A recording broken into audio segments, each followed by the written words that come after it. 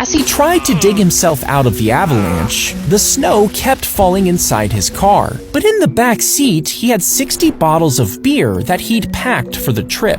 As he cracked one open, he had an idea. He scooped the snow from above, packing it down below the window before peeing on it to melt it. Over the next 4 days, he kept drinking and peeing his way to freedom, and was eventually found wandering drunk along the mountain path, according to the legend.